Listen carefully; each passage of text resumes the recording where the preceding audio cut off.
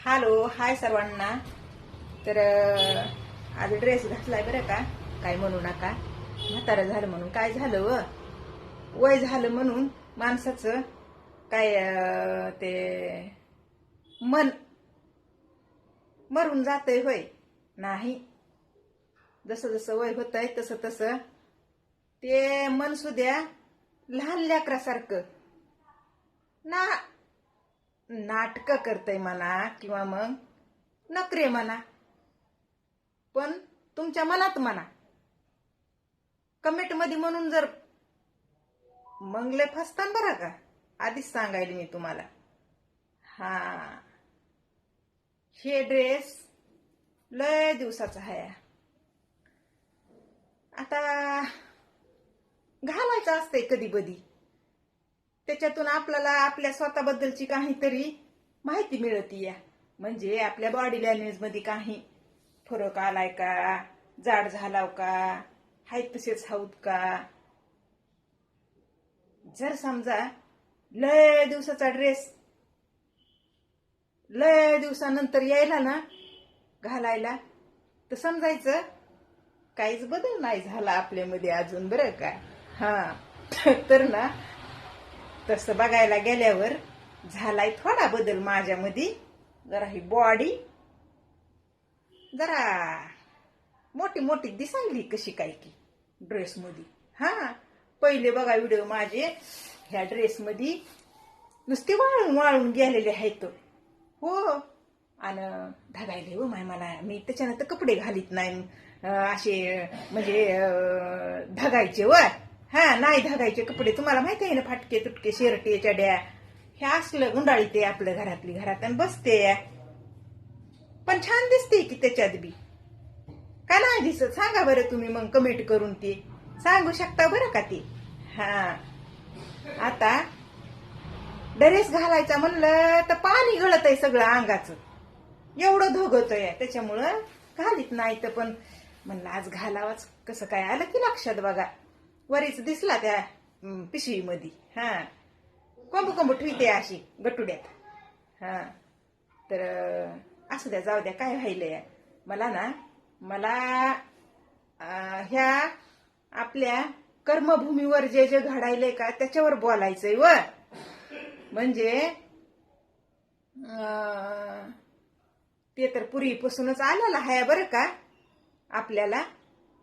पण पूर्वीचं जे होतं ती थोडं वेगळ्या पद्धतीनं, आणि आता जे आहे ती थोडं वेगळ्या पद्धतीनं.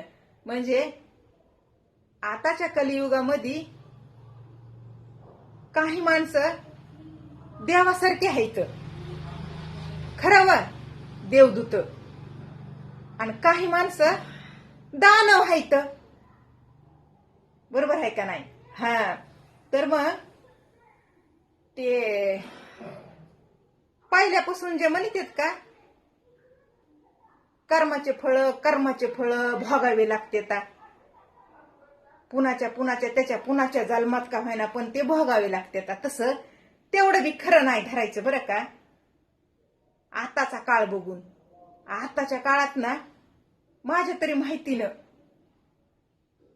जे काय तुम्ही करताल ना चालू जीवनामध्ये, ते रिटर्न तुम्हाला मिळणार आहे. हा, म्हणजे बघा, आता मी प्रेमळ मनाची आणि माझ्या भावना एकदम स्वच्छ, कुणाबद्दलच मनात वाईट विचार कधीच आणलेला नाही मी. आता माझ्याबद्दल वाईट कुणी विचार करीत असलं, एकदमच माझ्याबद्दल थडखालास विचार कुणी बी केले, तर मग मी त्यांना त्या असुराचा नाश कसा करते देवी,